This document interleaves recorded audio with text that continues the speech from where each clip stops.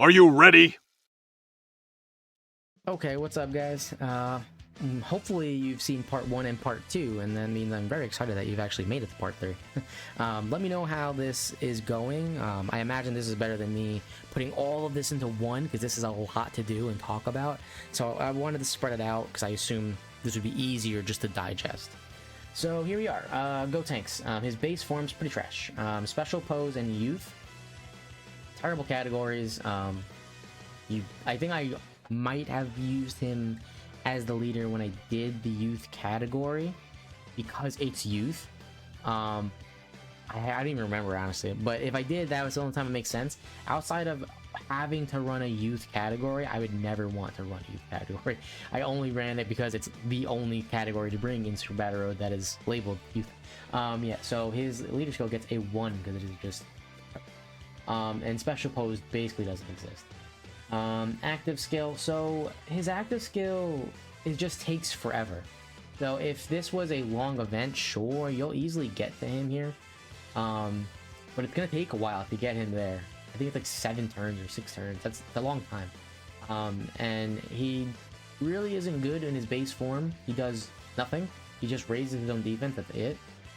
Once he transforms, he becomes really good, I would say. This is where, if they just got rid of this first and just started here, I think he'd be so much better, but unfortunately they did not. So his active skill, I give him a 2 because it's okay, but it just doesn't. You have to, yeah, like this is what it right here. There's an issue or two, like how long it takes. It requires an adjustment to gameplay. So if you want to get to this third phase, like, you need to make sure you're in an event long enough. You won't be able to do it in a short event. And it does change his performance greatly to not be in this form. He will easily hit like 3-4 million attack stats when he's here. You can't do that here. You can't do that here. So you're taking away a lot of his power when you can't make it here. And if you want to make it there, you have to put yourself in a long event. Short events, it's not going to happen. Where are we? So his category, categories, he's on a lot of categories. Actually, this is a really good thing for him.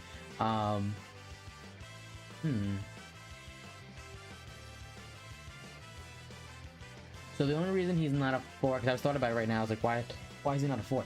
He's not a 4 because of the link set, because his link set changes a bit, and it gets annoying when you build a whole team, or with someone like this, and then their links change as they keep going through transformations, because then you have to change the units you run next to him.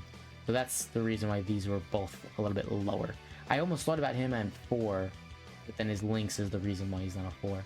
Attack and defense, so stupid, man, the way they built him. His base form is almost like a 1. Like, it's just, well, his defense, I'd say, is still a 2 probably, but his attack stat sucks in his base form really badly. When he gets here, even if we just ignore the first form here, if this wasn't all RNG, this would be like, yo, he'd be the 3-4 possibly. But because it's all RNG, you have no idea what's going to proc. There's no consistency. It's very stupid. We get to 2 because of just how the lack of inconsistency he has. Utility, though, because he has a 70% chance to stun, I gave him that utility bonus, which, as you see, like, it's starting to be like a bonus for most of these characters to get, because that can help out a lot, and that can greatly change. That was, I think, the reason I no items youth. I think he got some really clutch stuns that were able to help me a lot. So that's what gives him a 2. Besides this, he doesn't do anything for the team. So he ends at a 14, 12 if we remove the exemptions. If we remove the utilities. Then we move on to Beerus. Beerus here, we're going to give him a leader skill of 4. Now, there's one reason, and it's not Exploding Rage. Realm of Gods, he is a 170, so he's most likely, arguably the better leader than, what's his name? The other Realm of Gods leader that I can't think of. He's like the best leader for sure. And Realm of Gods is like arguably the best team in Dokkan. So because of how strong Realm of Gods is, and he's the leader, that's why we're going to give him a 4, because of just how valuable this team is. His active skill, I'm going to also give him a 4. Very easy to get this active skill. It's just health, nothing else besides health. Oh no, and 4 turns. But 4 turns isn't long, right? You can get that in long events or short events. And then once you get it, he becomes monstrous. 50% attack and defense. Really, really, really nice. Categories. So this is where Beerus starts to fall off. Beerus categories. Sure, there's a couple here, right? Not bad, but any of these categories that you can't run Whis or Vados or AGOS Kai, you basically can't run Beerus either. Because Beerus has no key links. There's no key in his passive. His key links... Shocking Speed is the only one. But even with that active, he still will struggle for key. Because he has nothing here. So, that is the main reason. Links and category for him suffer. And he ends up coming in at a 1 for both. Because of just how rough it is, where if you can't bring someone to help him, you really shouldn't bring him then. His attack stat, we're going to give that a 4 because if he does have what he needs and he starts super attacking, he obliterates everyone around him. And then you get this active skill, he just obliterates whoever's in front of you. Defense, he gets a 2 just because he needs to be hit. He only gets 100 defense at the start of turn. He does get this extra 70, which makes him take double digits like instantly anywhere in the game. But that's after he gets hit. So he is wide open to get hurt badly for that first turn, for that first initial attack. And if it's a super attack, no matter who it comes from, he has, I think his defense is like 70k or something. It's extremely low until he gets hit. And then, yeah, so if you get supered right there in that first attack, like you're getting hit really, really, really hard. And then utility, he was going to be a 0, but he gets a 1 just because he can make rainbow orbs if the situation calls for it. I often forget that, actually. But he can make rainbow orbs. So he ends at a 17. If you take away his utility, he's at a 16. Super Saiyan to Goku. This one hurt me, actually, because I always think of him as a really good unit. It would upset me to break him down this way. So, his leader skill, I give him a 0. Because this sucks. Even if you found him as a friend and you went to run his team, it still sucks. And you're probably not going to find him as a friend either. So not only can you not run him because you can't find this guy, if you find him, the team still sucks. So he doesn't get a point there. His active skill, if they just took this away, you're golden. I don't know why. Or if they change it and it's like, okay, if this doesn't happen, then by turn 4 or whatever, yeah, turn 4, if they're below 7 or if they're below 80%, that way, either way, he'll transform. Because, you know, it's happened a bunch of times to me where I'm using him and Vegeta. I'm not going to repeat myself because Vegeta's the exact same, where I can't get the enemy's health where I need it to be. And I'm doing too much damage sometimes, and I can't transform. He's not terrible in his base form, but he's not special. He doesn't do anything. So you want him to transform, because then he becomes like a god. He becomes insane when he gets here. He does everything. He's dodging, he's stunning, he's putting up 3-4 million attack stats. And it's like you're avoiding supers sometimes. You're like collecting the wrong orbs on purpose to try to like not super, and just so you can get him and the Vegeta to transform, and it's like retarded. It's so stupid. So unfortunately, for active skills, him and Vegeta are both going to get a 1 there. Categories, he's on a ton of categories, and he fits very well on a lot of them, even with his link set.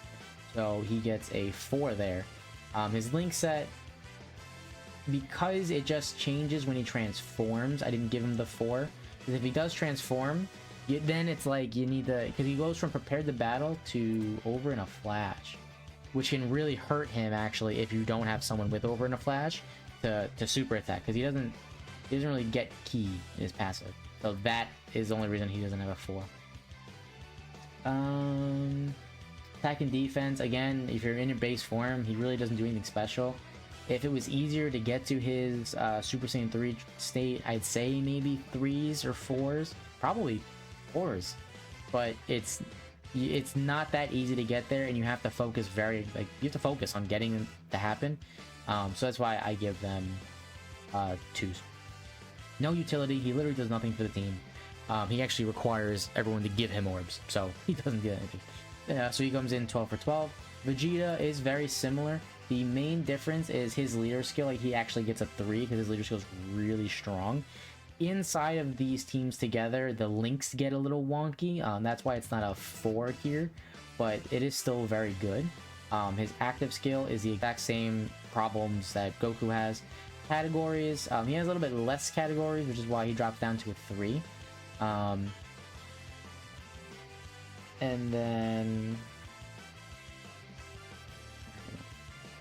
Oh, and for categories, you'd have to find either one of these. So him or the Frieza. Of course, there's other teams here, but just based on his leader skill, that's who you have to find. Which is not going to be... You're probably not going to find him. You'll probably find the Frieza, though. So that's him. Where else? Yeah. Attack, defense. His defense... Because he raises defense, that's why I gave him an extra bump on the defense. Because he loses it, right? Yeah, the less... No, he does. No, his defense goes up.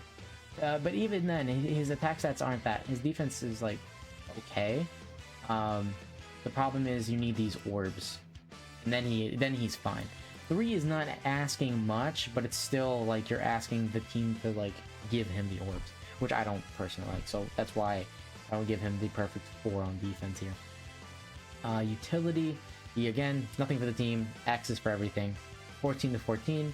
Then we get Super Saiyan Blue Kaioken. This guy, yeah, this guy was the one that started the problem, huh? For Sora. Leader skill. He has a pretty good leader skill. So I do give him a 3 on that. It is still kind of small, and it doesn't click over that well. So, like I don't know. Maybe it's just me. Whenever I'm running like the team,